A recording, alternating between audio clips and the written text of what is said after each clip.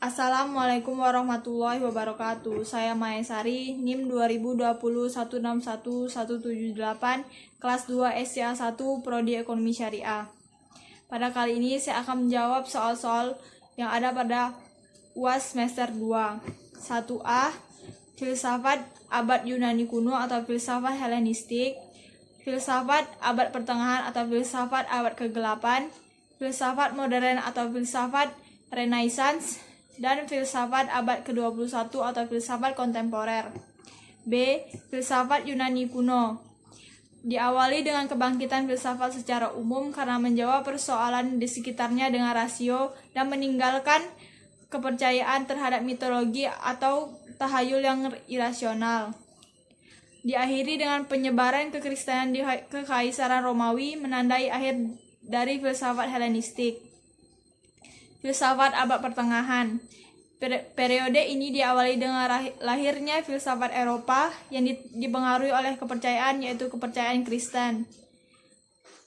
Diakhiri dengan munculnya Renaissance dan humanisme yang berlangsung pada abad ke-15 sampai 16 Masehi. Filsafat abad modern. Filsafat abad modern dimulai sejak munculnya rasionalisme lewat pemikiran Descartes, dan diakhiri dengan munculnya pemikiran filsafat yang bermacam-macam dan berakibat tidak terdapat lagi pemikiran filsafat yang mendominasi. Filsafat abad 21 atau filsafat kontemporer ditandai dengan suatu proses profesionalisasi disiplin keilmuan filsafat dan munculnya filsafat analitik dan filsafat kontinental. C. Ciri khas 4 periode tersebut. Filsafat abad Yunani kuno bercorak kosmosentris, rasionalisme yaitu suatu pemahaman tentang sebuah pengetahuan yang lebih mengutamakan akal atau logika. Filsafat ini memberikan hasil nyata dalam lapangan ilmu alam dan ilmu sosial. Filsafat abad pertengahan bersifat dengan pertolongan Agustin. Metode pemikirannya mengandung unsur Nasrani karena dipimpin oleh orang-orang gereja. Cara berpikirnya menggunakan ajaran Aristoteles, dikatakan sebagai abad ke-8. Pemikiran filsafat yang berkembang pada zaman ini yaitu filsafat pemikiran agama. Bermunculannya filsafat Islam. Filsafat abad modern menghidupkan kembali rasionalisme keilmuan subjektisme, ditandai dengan perubahan dalam bentuk-bentuk kesadaran atau pola-pola berpikir. Terjadi perkembangan pesat pada bidang ekonomi. Filsafat abad 21 atau kontemporer. Munculnya berbagai aliran filsafat, memberikan perhatian khusus pada bidang bahasa dan etika sosial. D. Tokoh-tokoh pada 4 periode filsafat beserta pemikirannya. Filsafat abad Yunani kuno. Thales tahun 624 sampai 546 sebelum Masehi. Thales mengemukakan pendapat tentang bahan alam semesta. Thales mengambil air sebagai asal alam semesta, barangkali karena ini melihatnya sebagai sesuatu yang sangat diperlukan dalam kehidupan, dan menurut pendapatnya bumi itu terapung di atas air. Anaximander berpendapat bahwa benda pembentuk dunia yang asli adalah apeiron, suatu substansi yang tidak memiliki batas atau definisi. Pythagoras berpendapat ia percaya bahwa angka bukan unsur seperti udara dan air, merupakan prinsip semua benda. Filsafat abad pertengahan. 1. Justinus Martyr. Agama Kristen bukan agama baru karena Kristen lebih tua daripada filsafat Yunani.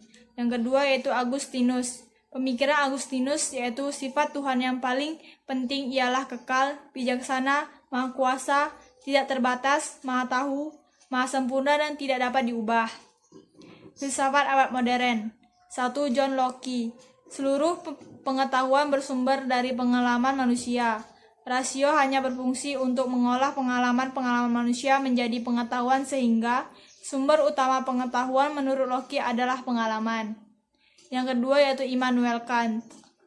Menurut Immanuel Kant, geografi adalah ilmu empiris yang ingin menunjukkan alam sebagai suatu sistem. Geografi menurutnya merupakan ilmu tentang fenomena fisik dan budaya yang tersusun dari ruang bumi. Yang ketiga yaitu John Dewey. Menurut Dewey, Tugas filsafat adalah memberikan pengarahan bagi perbuatan nyata dalam kehidupan. Filsafat abad kontemporer atau abad ke-21. Jean-Paul Sartre. Ia membedakan rasio dialektis dengan rasio anditis. Yang kedua itu Jacques Lacan.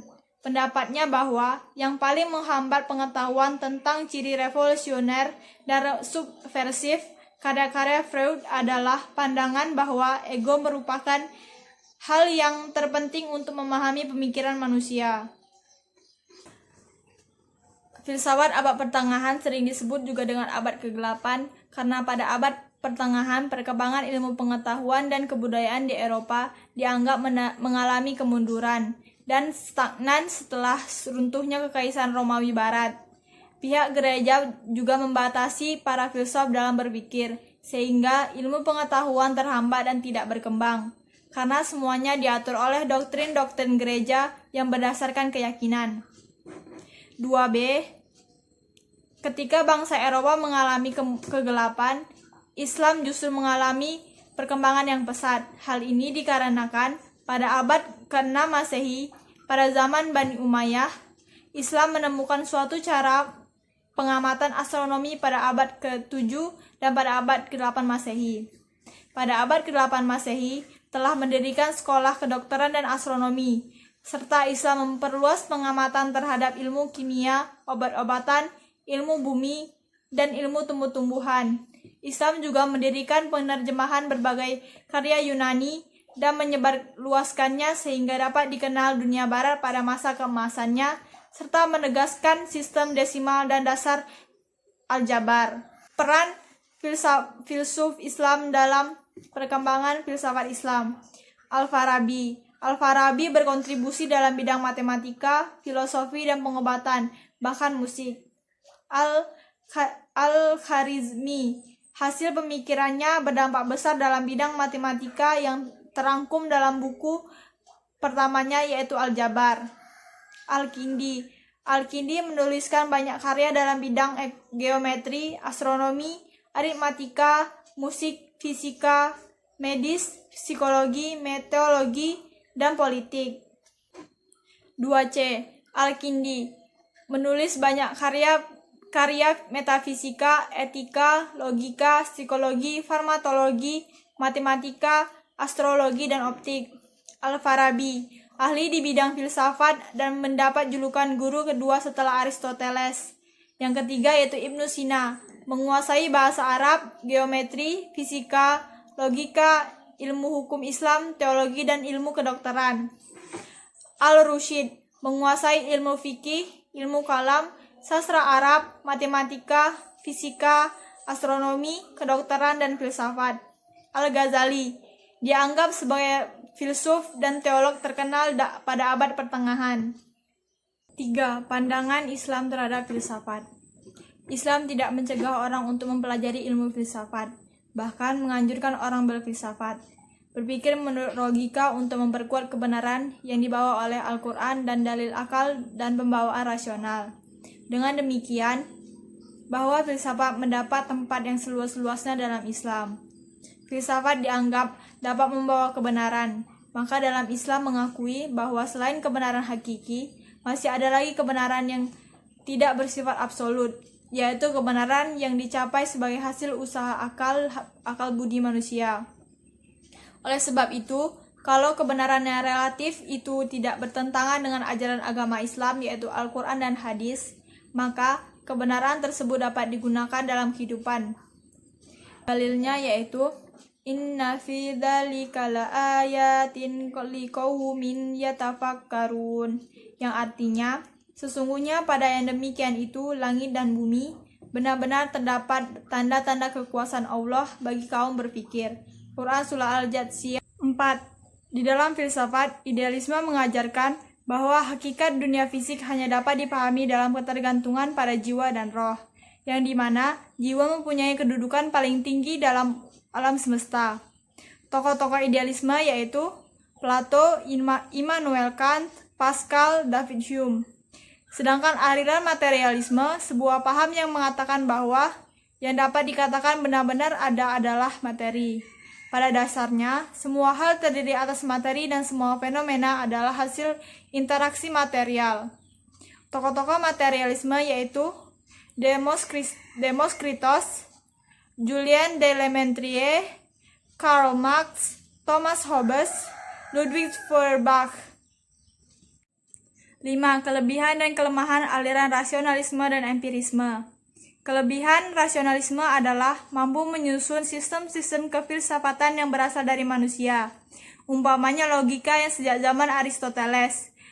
Kemudian matematika dan kebenaran rasio yang diuji dengan verifikasi konsistensi logika.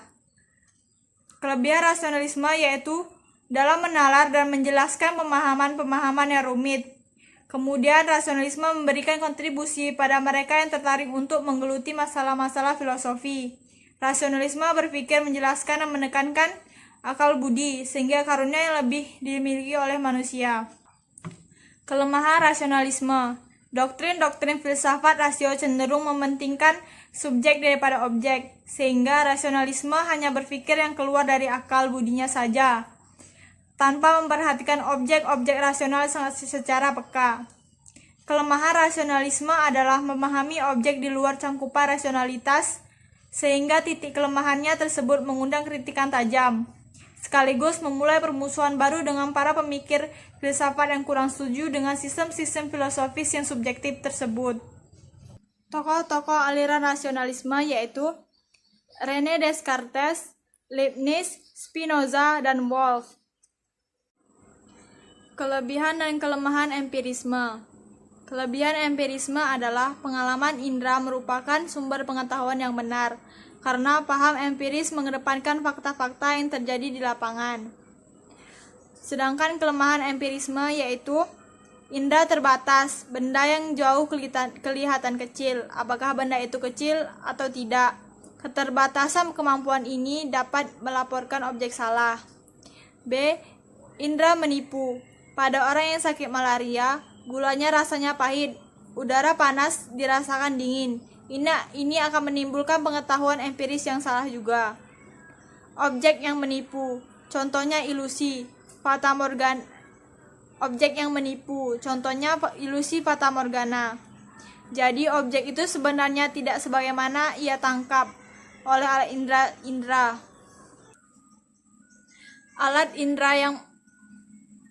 Objek indera yang menipu, contohnya ilusi fatamorgana.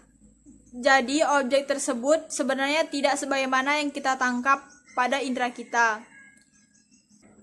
Kesimpulannya adalah empirisme lemah karena keterbatasan indera manusia. Tokoh-tokoh empirisme: Thomas Hobbes, John Locke, Berkeley, David Hume. Demikian dapat saya sampaikan. Wassalamualaikum warahmatullahi wabarakatuh.